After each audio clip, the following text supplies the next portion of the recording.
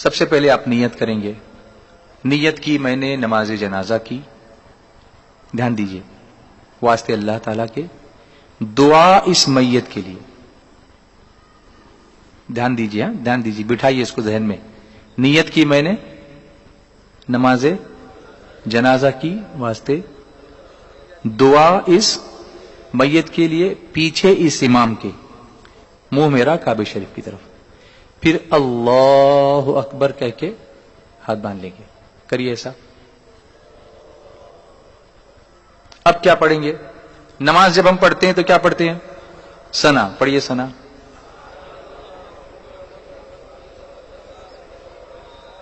ایک لفظ صرف بڑھانا اس میں، سبحانک اللہم و بحمدک و تبارک اسمک و تعالی جدک. اس کے بعد وجل ثناؤک، وہ بولیے ولا الہ غیرک. ہو گئی ثنا. اس کے بعد ہاتھ نہیں اٹھائیں گے، بولیں گے اللہ اکبر. بولیے.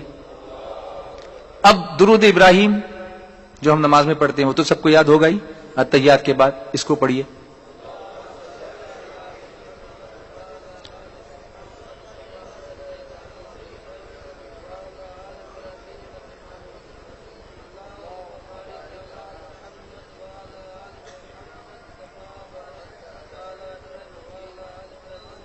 انکا حمید مجید. ہو گیا.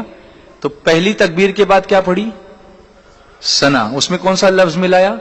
وجل ثناؤک. دوسری تکبیر کے بعد کیا پڑھا؟ درود ابراہیم. تیسری تکبیر بولیے اللہ اکبر. اب نماز جنازہ کی دعا پڑھنی ہے.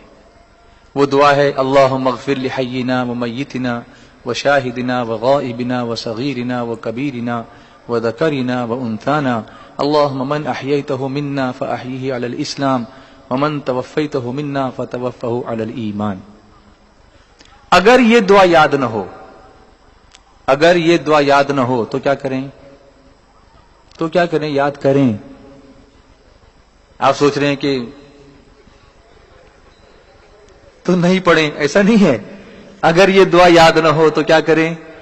یاد کریں. جب تک یاد نہ ہو اس وقت تک ایک طریقہ ہے کہ دعا کی نیت سے سورہ فاتحہ پڑھیں. تلاوت کی نیت سے نہیں.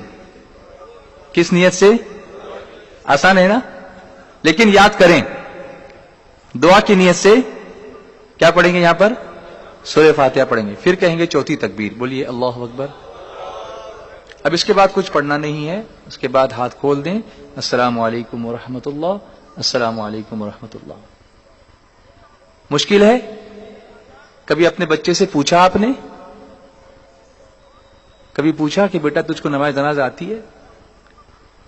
میرے مرنے کے بعد پڑھ سکے گا کہ نہیں پڑھ سکے گا؟ آخرت کی کچھ فکر کر رہے ہو کہ نہیں؟ چلیے نماز جنازہ